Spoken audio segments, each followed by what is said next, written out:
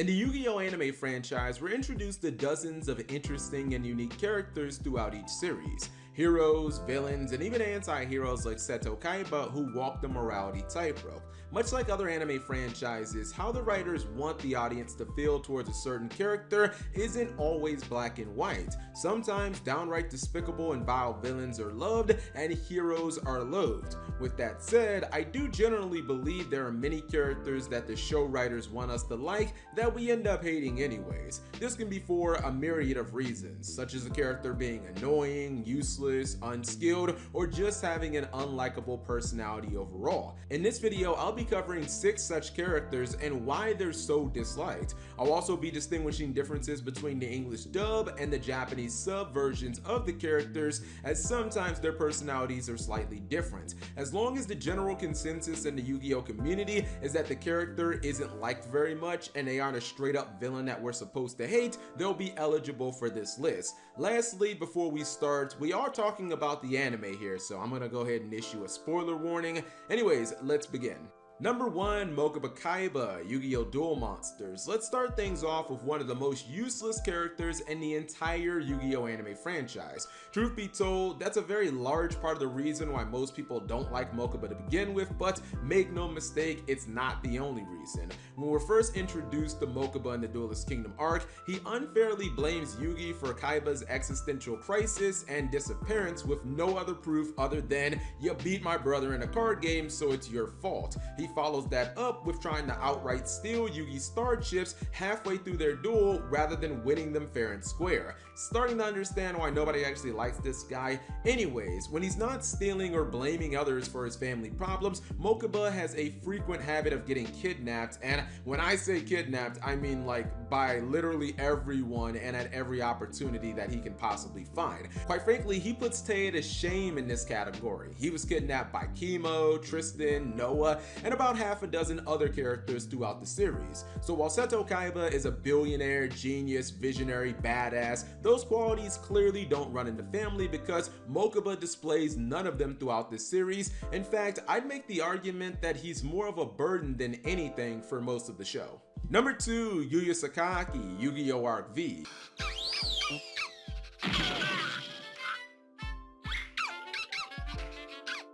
Can we all just admit that prior to Sevens, Yuya was by far the worst main protagonist? I mean, seriously, was anyone else completely annoyed by the fact that he spent almost the entire series trying to impress and become friends with every person he laid eyes on? It was flat out exhausting. If you've never seen Yu-Gi-Oh! Arc V, just know that Yuya is an entertainment duelist. This means that pleasing the audience to him is just as important as actually winning a duel.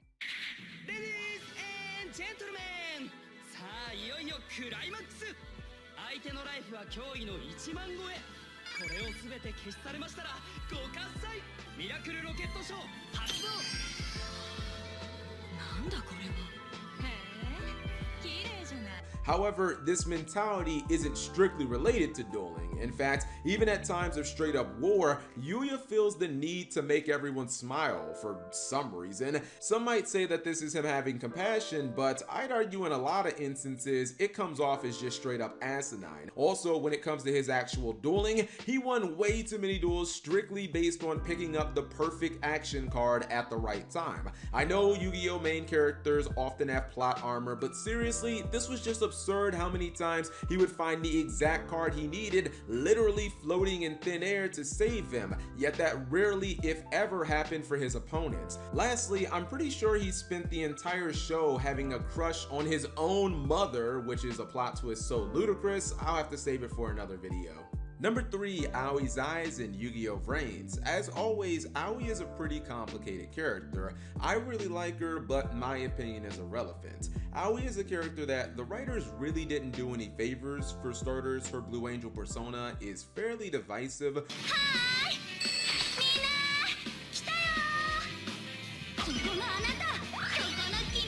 while I personally believe Blue Angel's bubbly, sunshine, and rainbows demeanor contrasts with Yosaku's ice-cold one beautifully, there's no denying that her completely dumping it after season 1 made the entire thing feel like an unrewarding facade. Aoi gave up on Blue Angel because she felt like it didn't match her true self, and she was doing it just to be liked by the fans, which is completely understandable. However, her soon after character arc of wanting to be someone who protects others instead of being the one who's always saved felt incredibly forced and really cliche. Also, can we just admit her second persona, Blue Girl, that just sucked. It was uninspiring, unimpressive. I'm pretty sure I could go on with other superlatives that start with un, but you get the point. Hell, it didn't even look cool. That's probably why it didn't even last an entire season. I think Aoi is just a case where the fans didn't really care for her fairly messy and muddled character development that started off with good potential but got kinda lazy at the start of season 2.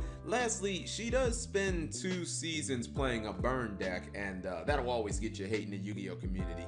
Number 4, Yuma Tsukumo, Yu-Gi-Oh! Zexal. Okay, truth be told here, I think a lot of the reason Yuma receives so much ire from the fans is largely the writer's fault and has a lot to do with how different the tone of Yu-Gi-Oh! Zexal was from Yu-Gi-Oh! 5Ds. We all know that Zexal had far more of an upbeat tone and some would argue was more catered towards a younger audience. Don't you have a letter in your post bag for me? The name's Yuma Tsukumo. Yuma, huh? Let's see here. Okay, right. Here we go. Let me just double check this and... Nope. Which were both initial turnoffs for fans. For starters, prior to Yu-Gi-Oh! 7's, Yuma was the single youngest main protagonist in the Yu-Gi-Oh! Franchise at the age of 13, as opposed to Yusei Fudo, who was the oldest at the age of 18.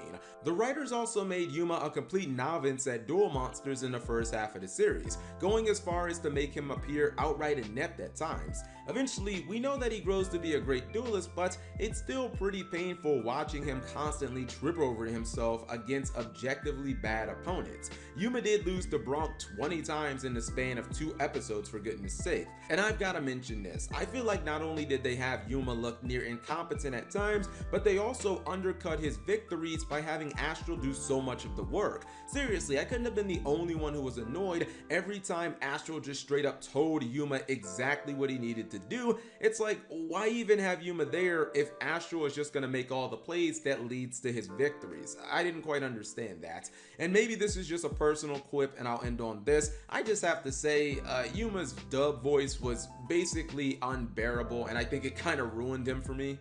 You hate tomatoes, Yuma? I admit it. I've hated them since I was a baby. Yuma, you've got to eat those vegetables. You can't make me.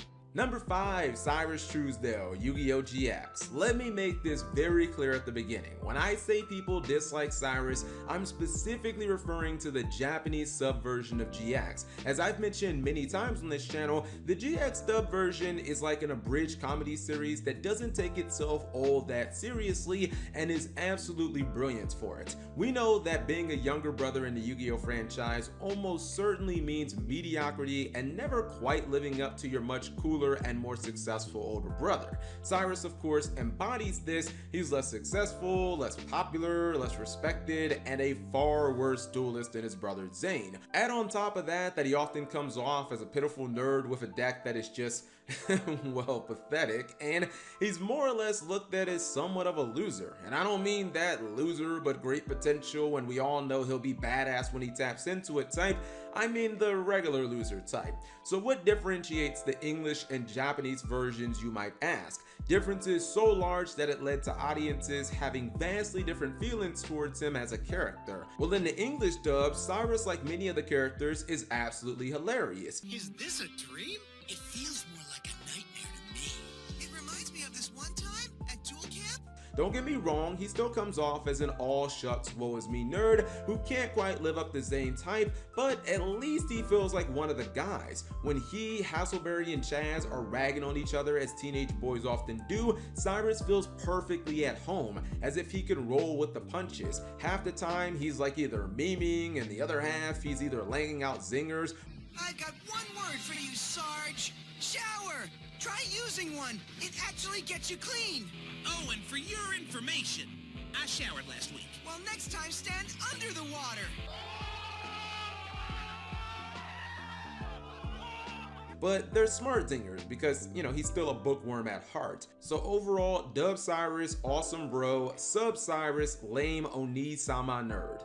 Number 6, Leo, Yu-Gi-Oh! 5Ds. I've been thinking a lot about this lately, and I've come to the conclusion that I've been pretty harsh to Leo historically on this channel. So I don't see any reason to change things up now. Maybe I and many dislike Leo so much because we all recognize that his sister Luna is basically the same character but vastly superior. She's smarter than Leo, more talented, and was a dueling child prodigy, which of course means that she's better at duel monsters than him. Quite frankly, I just didn't think that Leo brought much to the table in any of the arcs during 5Ds. He wasn't technically a signer for like 99% of the series, and it feels like they could have done pretty much the entire show without him and nothing would have changed. Leo largely felt like he was just kind of there the entire time without actually doing anything of importance. In fact, I actually think that his most memorable moments on the show were all in defeats where he nearly dies and has to be saved by a better duelist, which of course is literally everyone else around him. Leo, please tell me that you're all right. Luna, everything's under control. Of course it is. But now it's time for me to help you. I'm gonna take over your duel, okay?